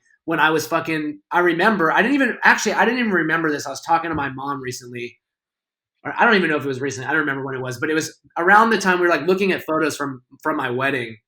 It was me and your dad in the photos. And like, she's like, I remember when you were 15 and you were fighting that armed robbery case, and Danny showed up to court and talked to the judge, and next thing you know, you were somehow like getting out of jail. And like, that was the type of shit that would happen if you know Gilbert. So that doesn't fucking surprise me. So what I remember, you know, is Gilbert showing up and being like, all right, I need to get enough dope to keep me through this whole thing, you know, to get me like well enough to where I could show up for this and like show face and be good, you know? So we get there and we had like, there was a little tiny, like a little crumb of dope, you know? And we shared it, you know, and like maybe you had some cottons or something, you know, we pulled together, but there was enough coke where like, you were like, oh, cool, I'm going to go and get some ammonia and make this thing, you know? And then you got a little caught up with that whole mission. We're like, oh, and it was like, and I think it was really good coke. Where you're like, oh, can you get more of this brought over? So I was like, yeah, for sure. And I called. I think that's where maybe, oh, whatever. We'll probably bleep his name out. You know, he showed up with more coke. You know, and it was good coke. And you were cooking it up, and you're like, oh wait, but I need the dope so I can make it to this thing. I don't remember if it was a flight involved or if it was somewhere you had to get to. Always one more piece. Yeah. What's up? Oh, just one more. Yeah, just one. Always one more piece to the puzzle. Ain't that it? Yeah. So we called the dude, whoever it was. They're like, oh yeah, I'll be there in 15 minutes. I'm on my way, you know. And we're sitting and we're smoking, and then the half ounce, I think it was like a half ounce of coke showed up, and now it's on, and you're smoking out the fucking homeless dude, and you know, we're done piecing at this point, and whoever was with us has left, and we're just sitting in this empty lot as the sun starts to go down, you know. And we're still waiting for the dope man, and we're still waiting for the dope man, and we're calling, and then somebody else is on their way, and they're like, oh yeah, I'll be there right now, I'm on my, and it was like, there's these days where like when you're strung out, when you have the money and you have the fucking clean rigs and you have somewhere to go, and there's just no dope, like it does not exist. I don't know where it fucking goes, but it's gone, you know. And we're sitting there, and the way I remember, you're like, oh fuck, you know, and you're smoking, like we're getting towards the bottom of whatever was cooked, you know, whatever was cooked up, like freebase wise. And we're still like kind of like well enough to where we're not getting like bad withdrawals, but it's coming, you know, we could feel it coming. And you need that dope, you know, because without that dope, there's no trip. The president doesn't exist without that fucking dope, you know? And we're sitting there, and the way I remember it is, I don't know if the sun was coming up already or if it was like really late. And I looked over at you, and the dude was like about to pull up finally. You know, I think he might have showed up in like a U-Haul truck or something. It was like some crazy car that pulled up, you know. And no. Somebody came and they were like, you have to follow us to Glendale and then we could get the dope. Because I remember we had to go in some like weird like underground lot to actually get it.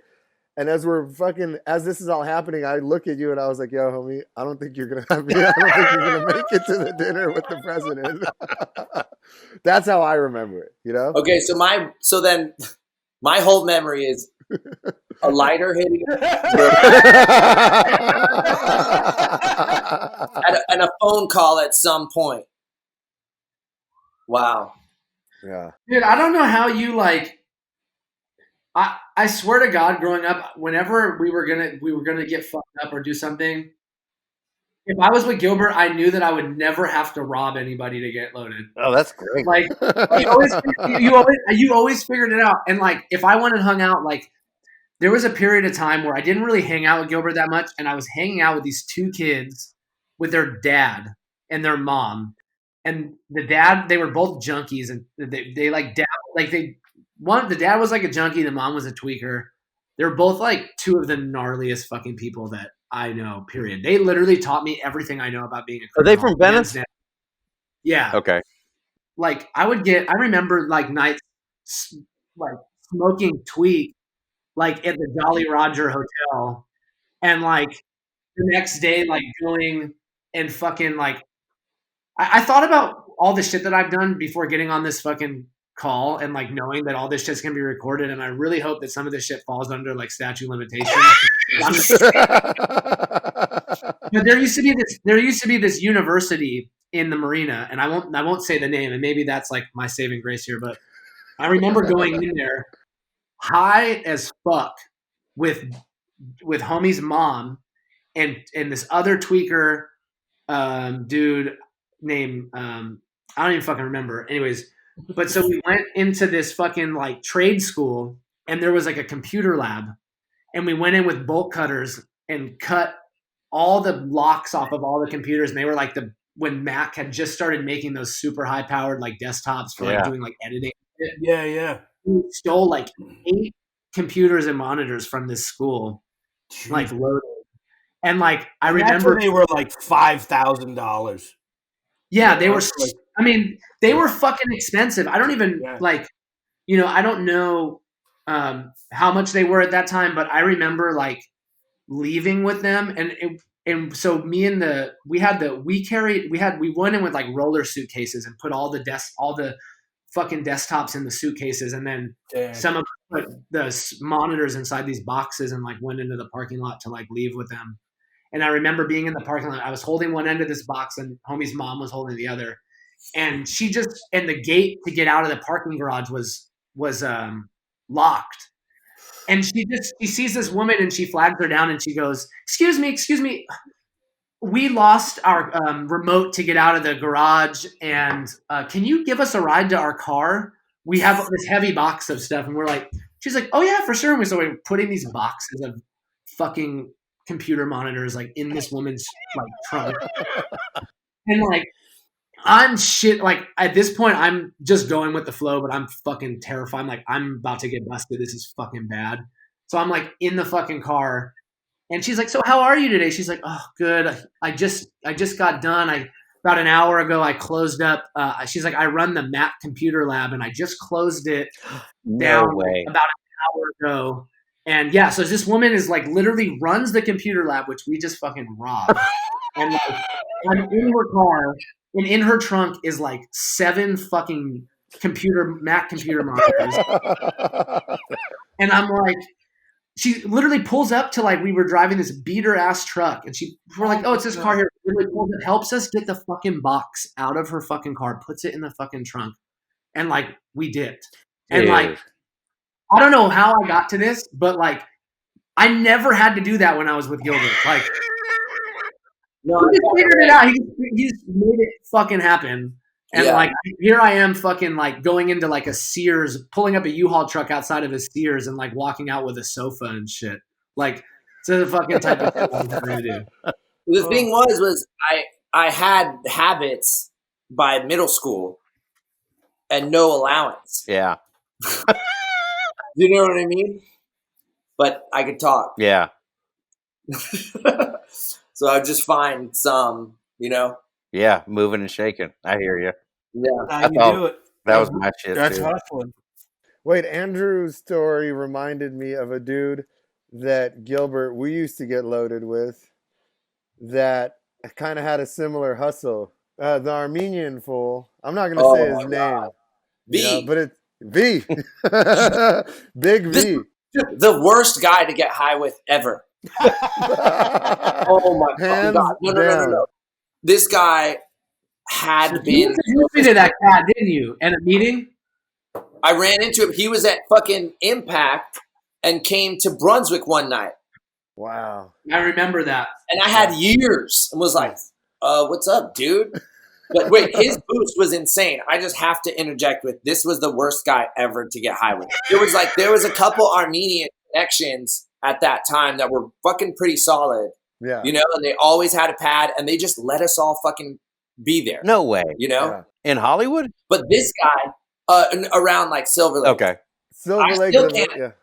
Glendale and Alvarado, like every time I'm like at that intersection, I'm like, dude, I stayed at that house for like fucking, that was like my longest fixed residence in 2 years. Was like at that one Airbnb. But this dude who Danny's talking about had been sober, wife, kid, and then went out and was with us, you know? And so you'd be like in the room, everyone's like trying to do their issue, and he would immediately start preaching. Oh. He would be like, you're never going to get sober. You need to get sober today. Da-da-da. Like just, dude, fire and brimstone AA in this room. Would start reciting the book. Wait. Reciting the book. He's loaded? Oh, yeah. Yes. That's some shit fucking Hassan would do. Dude, it was, I no joke, it was like violent, like, you know, what are you doing to yourself? And what are you like, dude, and you're sitting there like, I'm doing the same shit you're doing, man. Yeah. And this one would have a big book with him. He would have a book with him, and he would like open it up and be like, see on page, and like, bro, you're fucking harshing my mellow so bad right now. That is wild. But he would always have, he was the worst. So he broke into like what you did, Andrew.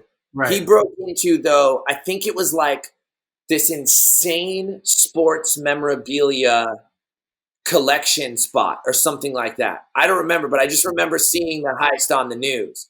And he had all of these like original fucking jerseys and helmets and all Wayne Gretzky, signed Gretzky jersey. I mean, you name it, baseballs, every sport, you know? Like the jersey that so-and-so wore when they fucking won the blah, blah, like. A lot of that shit, he got rid of, like, he would only get rid of so much, you know, where he would have enough money to, like, go on a sick one. And then the rest of it would just kind of just be left behind at, like, whatever Airbnb, sublet, wherever we were. He would be like, fuck it, just leave it. No way. And I met him because I was a dude where, like, I worked, like, doing tech support, and I knew computer shit. So he would bring me, like, computers, kind of like, let's say you hit that lick at the lab, right? And then you got all these computers, and you try to get on them, and you're like, oh, fuck, like, they're all password protected. So he would bring them to me wherever I was at, get me a room or whatever, and I would sit there fucking 10 and 2 hitting the pipe, being like, I'm going to get these things open. And I would unlock the computers and wipe them, and then we'd be able to go and fucking take them wherever, you know, like, do whatever needed to be done with them. Yeah. But then he would always have all this other shit. Like, at one point, he showed up with, like, 12 Emmys, you know, like Emmy Awards. Yeah. No way. And then he thought they were real gold. He thought they were real gold. And not only that, and they weren't gold, you know, spoiler alert, the Emmys ain't fucking gold, you know. But not only that, dude, they were daytime Emmys. So fools were like, what am I gonna do with the daytime Emmys? Oh my God. It was so bad, you know. I just hold the nose in the big jacket. Anyone want a daytime Emmy? Yeah. Wow. Not even a regular one. Oh man. Hey, I gotta run and make my kid dinner, but thanks you guys. All right. Yeah, fun. All right, brother. Awesome. Later, Keith. Real quick before you guys hop off. Yeah. Did either of you guys do PCP? Any PCP stories? I did. I can say one. Once on accident. Okay, so I went to Hamilton High School for a little bit, and I think it was actually my first day at Hamilton, and I was walking from the bus stop to the school, and we have this friend named Jermaine that we grew up with, and he was like my one friend who kind of was like showing me the ropes at Hamilton. So I met up with him, and we were walking to the school, and then there was this other dude from this Mexican kid from White Fence, and he looked like this motherfucker looked like a scientist, bro. He looked mad smart. He had like these like little glasses on, bro. He looked like one of those like fucking rappers that be talking about some super intellectual shit. And but so I remember like I didn't never done PCP before, and we rolled up or whatever, and he just had a vial, and he was like, "Yo, you guys want to smoke some shit?" He took like a nug of weed, like a fat nug, and just dropped it into the PCP and let it like literally sucked the whole fucking vial up like a sponge. And then we put his like smoked it out of a pipe or whatever. And this was literally as I'm like walking to my first day of school at Hamilton. Like I'm like, you know, I think I was like 16, and I tripped out the entire fucking day. It went by like, I can't even explain to you what happened that day. All I know is that after school, I was like laying out on the grass, like outside. And I remember like throughout the day, I just was like walking around like this, just like tense, bro. Like I was like fucking could fuck anybody up, bro. I was just like, oh, you know, and like I went out and I was laying on the ground, and this dude pulled up in a car, and I was blown away, bro. I'm like, how does this dude must be rich, bro, because he's got lights underneath the car. That shit is dropped low. Like, it's the craziest color I've ever seen. That shit is fucking hard. And I remember the next day he rolled up in this busted ass like Nissan piece of shit. And I was like, yo, what happened to that other car you were driving, bro? Like, was that your like parents' car or some shit? He's like, no, bro, what the fuck are you talking about? I was literally driving the same car yesterday. Like, you were inside of this car. And it was like, that was the one time I smoked PCP, and I just like with like Xanax and shit, like I hated how I would completely like lose.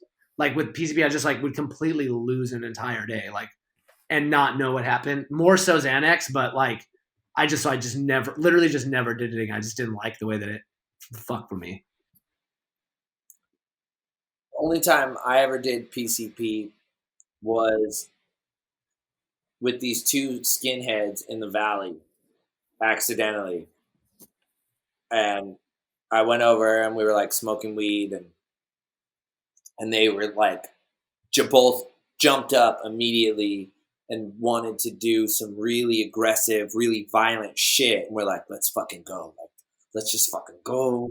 And like, you know, like everyone's like getting all fucking crazy and like amped up. And we're like in their room at their mom's house, you know? We're like, let's fucking do it, you know? And somehow it turned into the three of us dancing silently. Wait, was that the twins? No. It was these dudes that lived across the street from my dad's house. Who were like just grew into that like somehow. And we fucking danced, man. We danced like we had never danced before, you know? Like full on like 80s movie montage dance for like hours, drenched in sweat, just like each one of us, just like in our own full on fucking groove. Gilbert has a magnet on his fridge now that says, and we danced like we never danced before.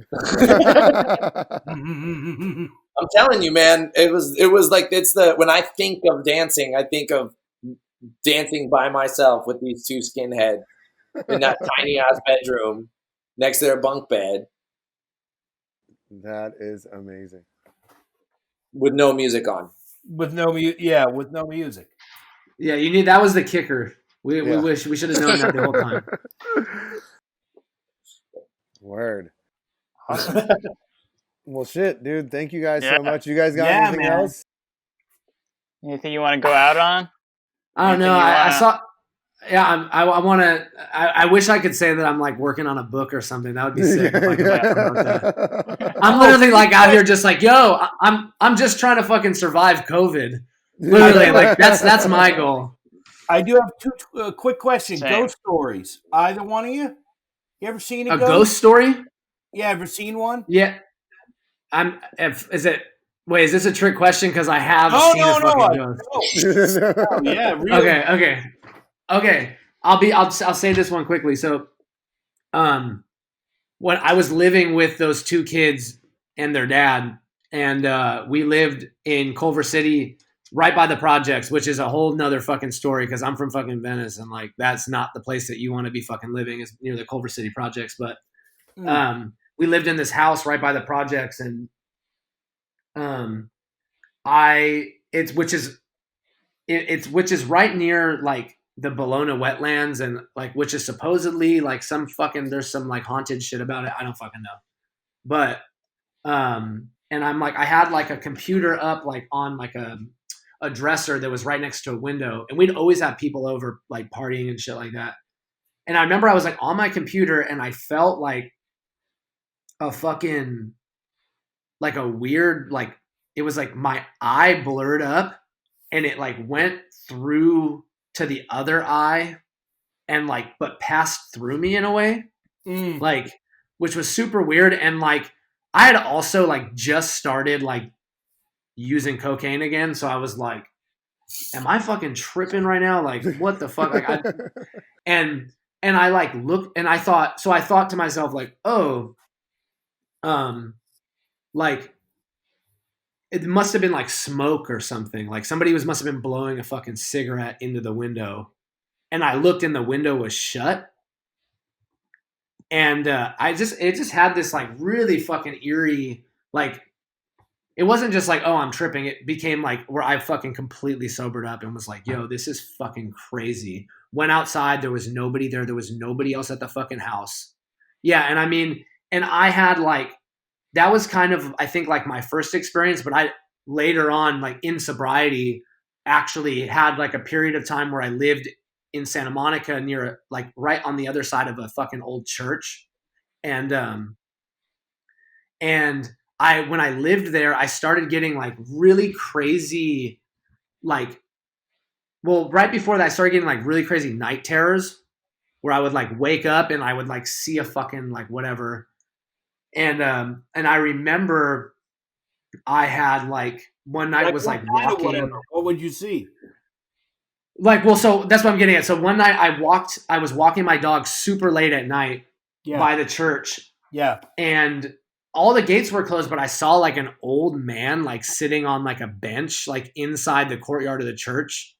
And like, it was like, I legit saw a fucking person. And like, there was no reason why. It was like 2:00 in the morning. Why the fuck would anybody be 3D, in that church? Full 3D, full like full on, like somebody sitting on the fucking bench. Like, yeah. And I'm 100% sober at this point. Like, this is not loaded. Yeah. Like, I am sober years at this point. And I fucking tripped, bro, and I left. And then months later, like not even in my subconscious, like I'm not thinking about this. I'm not fucking like, this is not something that troubles me. And I'm asleep. Me and my wife are in bed. And I just wake up and I start screaming, like full on, like, what the fuck? What the fuck? And I like jumped out of the bed and like went into the corner and was just standing there, like freaked the fuck out. And she's like, what's wrong? And I'm like, there's a fucking old man in the bed. And like, not like, we didn't even like put the two together, but I woke up and like saw like a dead old person, like in the bed next to me, like dead, like it was a dead body. And like, I started getting crazy night terrors. And then one night I woke up to a woman screaming, and I looked out my window, and my window faced right onto Ocean Park. And I looked out the window, and there was a girl standing in the middle of the sidewalk outside my fucking apartment complex. Nobody around her, screaming at the top of her lungs, like in the air, like screaming. And then she just fell on the floor. Drop right literally outside my fucking window. So like, I don't know, like some people say it's fucking crazy, but like it does not, all that shit happening like in that 1 block radius, like does not fucking, you know, it was fucked up. There's something we don't get. I mean, there's plenty of shit we don't get. That's I'm safe to just be like cool with that. I don't know what it is, but I just know that like I don't think we get it. You know, my only experience was like totally different. It was recently actually in December, we were in Japan and we were staying at this like motel. And like, I fell asleep at this hotel. I fell asleep and woke up like in like a pure panic at like 3 o'clock in the morning, just like no breath, no anything. And it wasn't like I woke up with, I didn't see something when I woke up. Yeah. But I had a memory when I woke up, and like an emotional, like those emotional, physical, like resonance or something. When you have a really fucking strong emotion, how it just sort of, you feel that it just reverberates through time for a little while when something really fucking happens to you and you just like feel it, still. Like usually like right before or after you fucking cry super hard, or one of the, like that, like sort of like emotional exhaustion. And I had this memory of being, and Andrew's gonna clown me, but of being like this old woman. Like I felt like it's not like something I can explain, but I remember like looking at this old woman's body in the shower. It was my body, and like feeling like it was changing, like it had changed. Do you know what I mean? Like I had this full lifetime of memory of like a body going from being one thing to another, and like looking down at my stomach and breasts, and was just this old woman, and then getting out of the shower and like super sharp pain in my chest, falling on the carpet, and then I woke up in this fucking hotel in the middle of the night, like in a total panic, like near tears, and like I don't know, it was weird. It was like experienced this sort of like coming to terms with, I don't know how to explain it. I really don't know how to explain it. But the actual experience of like, and it fucked me up for days. Do you know what I mean?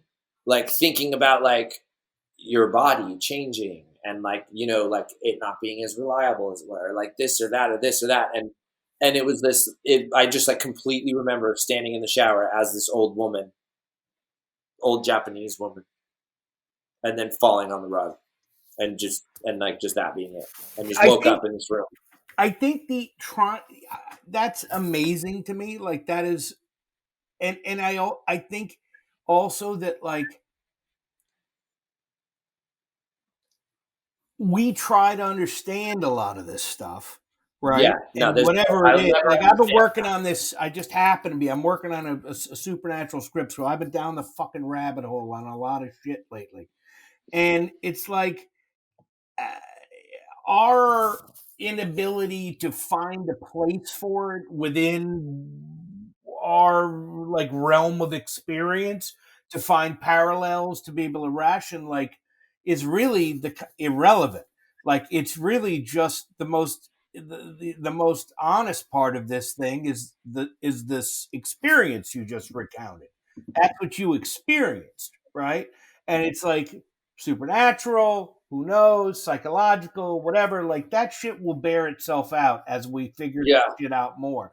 But what's interesting is the fact that it's just like that's what it's happened to you, using the most complex processing device that so far we've ever fucking figured out, which is the noggin. You know what I mean? So I don't know. That's fucking rad. That's wild. I'm not going to clown you, Gilbert.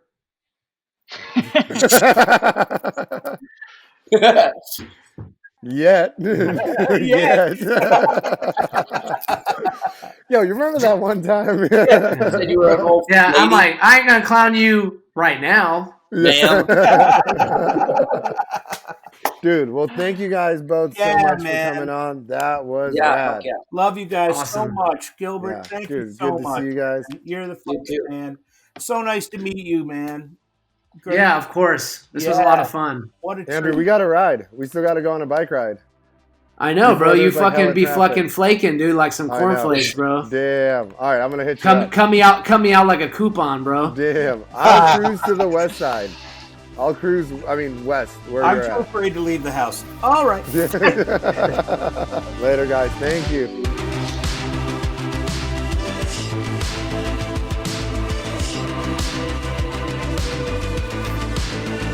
All right, guys. Thanks for listening to another episode of It's All Bad. Like and subscribe wherever you listen to podcasts or comment on our YouTube channel. Quick reminder, our young Patreon is up and cracking, and you guys can get bonus episodes for, how much is it, Charlie? $4 a month? $4 a month. $4 a month. Also, if you don't think that we're worthy of $4 a month, or you think we're worth a lot more than $4 a month, there's a link to our PayPal, and you could drop as much as you want or as little as you want. We won't get mad. We won't put you on blast. We're just grateful that you guys are listening, and we hope you enjoy this as much as we do, because we love being here with you guys on a weekly basis. See y'all next week. Hit that Patreon, and don't sneeze, don't cough, but break mine off.